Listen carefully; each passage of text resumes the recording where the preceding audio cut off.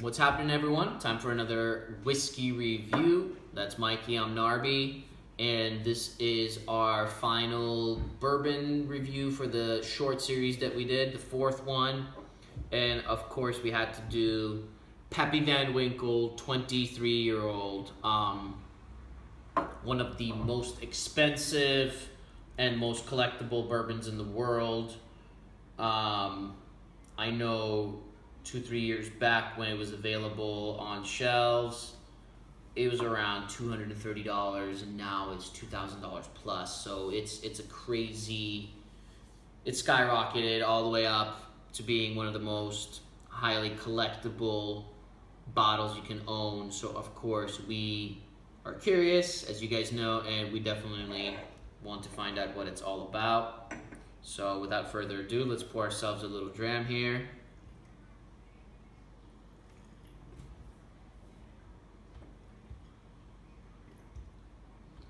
All right. Love these little samples, especially when it's at cask strength. A 1 ounce sample is plenty for 2 people to get to experience the whiskey. Obviously nothing like owning the full bottle where you could spend the whole time, but you can't buy every bottle. So that's when these little samples, and the sample's definitely not cheap. It was $180 just for the 1 ounce. So not cheap by any means, but a way to try something that we're very curious about and do a review for you guys as well. This is bottled at 47.8% ABV. So the ABVs are lower than the Pappy 15 that we did. But as it's spending longer time, the ABV slowly drops. Keep in mind, 23 years is either like the max or getting close to it for bourbon. Probably equivalent to like a 50 years for a Scotch. Yeah, we obviously very old for a bourbon. We obviously talk to a lot of people in the whiskey world, a lot of store owners and a lot of collectors and whatnot, and a lot of people say that the 23-year-old is too much. Yeah. That they prefer the 15 or the 20. So we're gonna try the 23 and find out for ourselves. And the color is nice, rich, dark mahogany, similar to the 15-year-old. Oh yeah. Very dark. Beautiful color. Swirl it a little bit, let it breathe, and on the nose.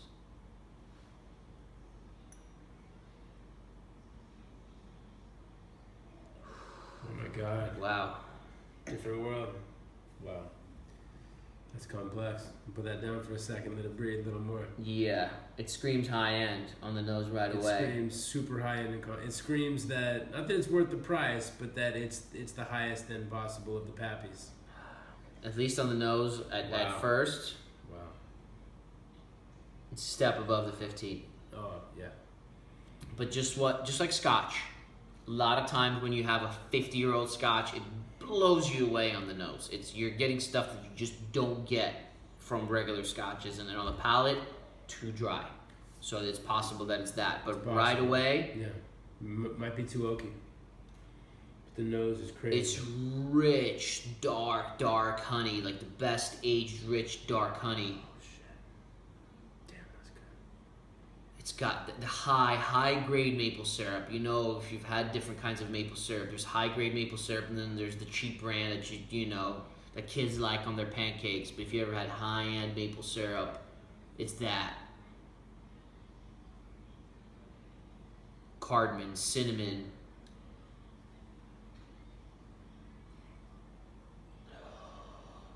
I'm getting like crazy, not just crazy dark fruits. Like, you know, like you'd expect from very aged, good sherry Scotch whiskeys.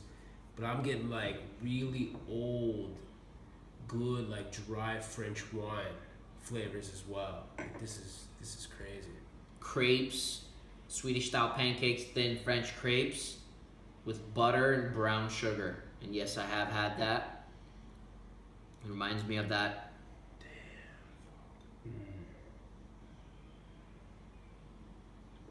Again, it's nothing is worth the price at this level, but everybody that told me that don't buy into the Pappy 23 thing, go for Pappy 15, they're full of shit, man. This is awesome. You gotta experience this. Some Demerara sugar. Extremely candied fruit. Just a layer of sugar upon a thin slice of orange, a thin slice of lemon, coated with sugar. Gummy bears. Candied fruits all day. Candied fruits all day, baby. Yeah, this is good. It's even mustardy, like honey mustard. Yeah. Damn, it's complex. It's bomb. This is nuts. The best nose I've ever had on a bourbon. Oh yeah. Oh yeah. About to mess around and get a bottle. Oh yeah, this is crazy. This is crazy. I'm gonna try it on the nose. I'm gonna try it on the palate. Oh, And obviously I'm 47.8. 7.8. It's like right there, probably perfect on the palate. Perfect. Beautiful color.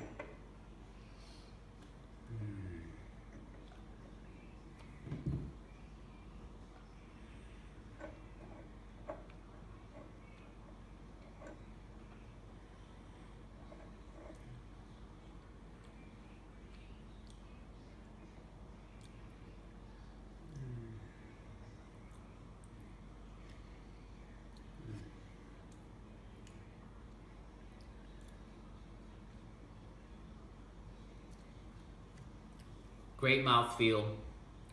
For me, on the first sip, it's not too oaky. In fact, I enjoy some of the drying and oaky and leathery elements. Mid to the back of the palate, not on the front. The front is more fruity and toffee, caramel and chocolate and vanilla and honey and cinnamon and light spice. Not getting as much of, I'm actually not getting any of that Demerara and the gummy bears and the mustard and the crepes. I'm not getting that. That was so exciting on the nose, on the palate. The palate is very good, but the nose was amazing. And that's just from one sip, and I think I described that pretty well in terms of how I feel about it. So I'm getting 75% of it that I got on the nose, but that 25% that made me say, wow, I've never had this with a bourbon. Where I get it with like Old Springbanks, which is our favorite kind of whiskey, but not on the palate, but on the nose. So really good, but not as good as it was on the nose for me. Guess what? Huh? I'm getting the honey mustard. Are you getting it on the palate? I'm getting like, Norby said 75%. I'm probably getting like 90-95% of the nose and the palate, which for a Scotch or a bourbon is incredible. Yeah. I'm so satisfied with this palate. This is crazy. Yeah, I'm getting quite a bit more in the nose, and yeah, I actually like it when we don't always agree on everything. It's kind of annoying, especially, and someone even commented, you guys always score your whiskeys the same. Well, there's a reason why we get along so well and that we collect together and drink whiskey together and do these reviews together, is even when we score a lot of things blind, they tend to score very close to each other. So I'm glad that we're getting ever so slightly different perspective on how we feel about it on the palate. I'm gonna go one more sip. It's so true what Norby said. Adding on to what he said, the difference is that it's that drying effect. Because I'm even more sensitive to older or overly drying sherried or oaky whiskeys than he is. And this drying is like my maximum perfect limit, where you get that dryiness where your saliva just goes away, and then it's like you get so thirsty, you just crave more Scotch. But it's not too oaky. Like, it's not like some old, like, single cask first fill sherried whiskeys are like chewing on wood, like chewing on mesquite wood chips. This is nowhere near that. This is the perfect amount of drying and balance for me. Did you have a second sip? I did. even more so for me on the second sip, where it really makes me like the nose quite a bit more.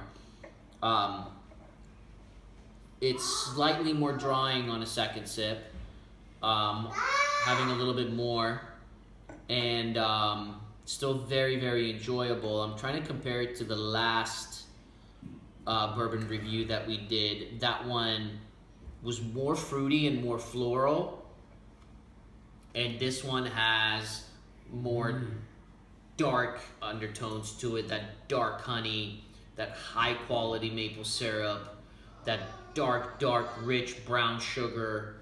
So different.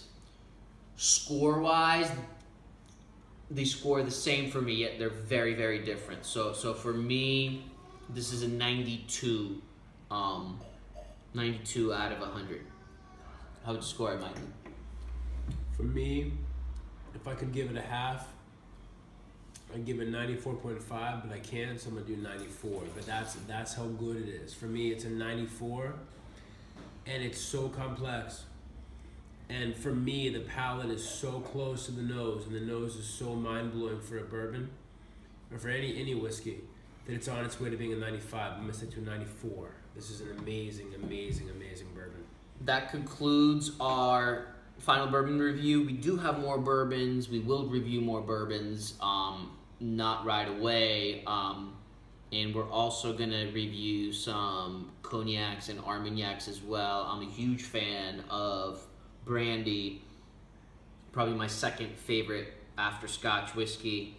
So we'll definitely do some of those as well for you guys. And please let us know if you did enjoy these bourbon reviews, if you want more of them, if you want different stuff, you want to see rum, do you want to see tequila, and we'll definitely add some of that as well into it if you guys enjoy them. Thank you so much for watching. Please subscribe if you haven't. Please click the like button. It shows us that we should keep doing these reviews, and we'll see you guys soon. Take care. Cheers. Cheers.